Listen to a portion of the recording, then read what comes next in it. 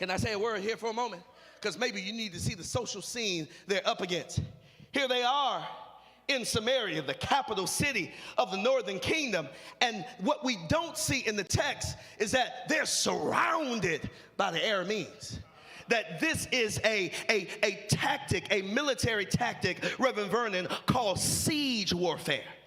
This is where the opposition would encircle the city and ensure that no resources could come in, that ultimately the city would suffer from famine.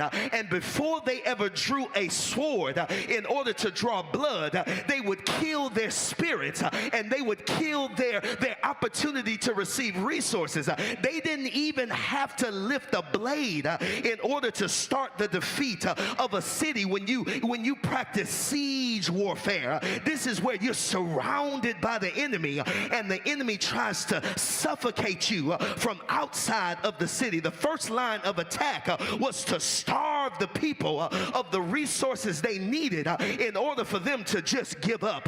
They wanted to make them so vulnerable before they ever went to warfare that their stomachs started turning in on them. They started turning against each other because the vegetables didn't grow and the cattle started to die, and everything they depended on a daily basis was starting to disappear because of siege warfare. When you practice siege warfare, you don't have to draw blood in order to kill people. And maybe there's some of us in here who know what it feels like to be surrounded by opposition and surrounded by negativity, that it starts to starve you of the stuff you know you were created to be and the stuff you know that God gave you. Literally, these men choose life in the middle of communal suffocation without shedding any blood. Societies possess the wherewithal to cause death around people and in people. This is what we see on a daily basis, but we don't know what to call it. It's called siege warfare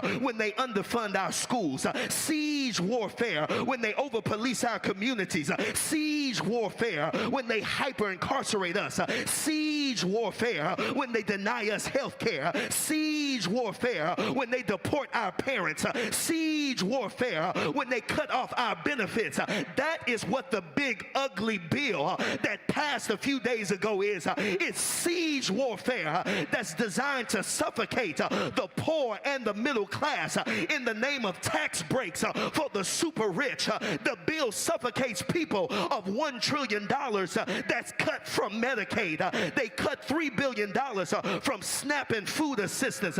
They restrict accessibility to the Affordable Care Act, because what they are practicing is siege warfare. Because if they can cut off our resources, then they think we'll just give up.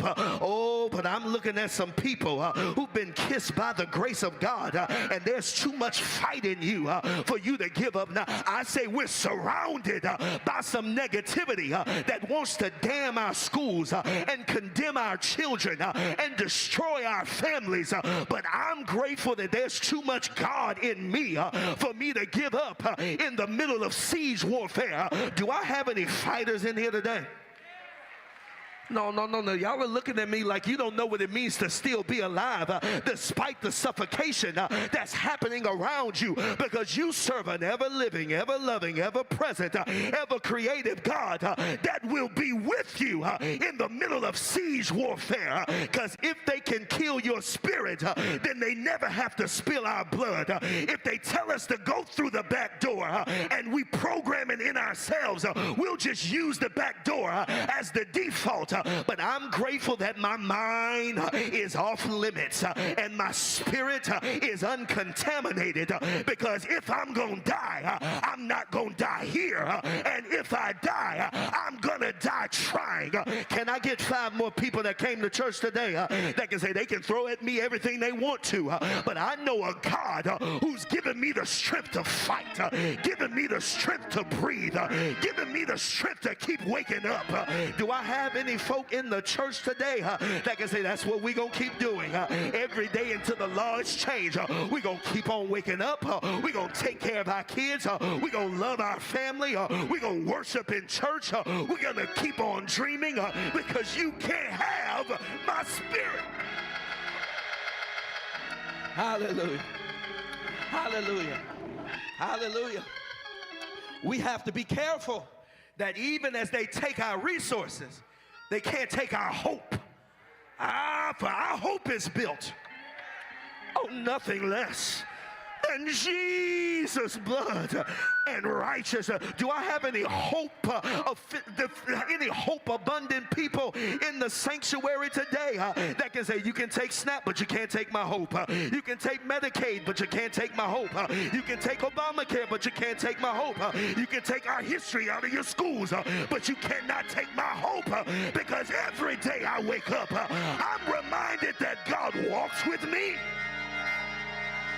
and talks with me and tells me I belong to eternity. Can I get 5 more people in here today that can celebrate I will not die of hopelessness and meaninglessness and lovelessness, because hopelessness is the oldest mortuary of true life. It's the great undertaker, and I refuse to live hopeless just because they think they can overwhelm me.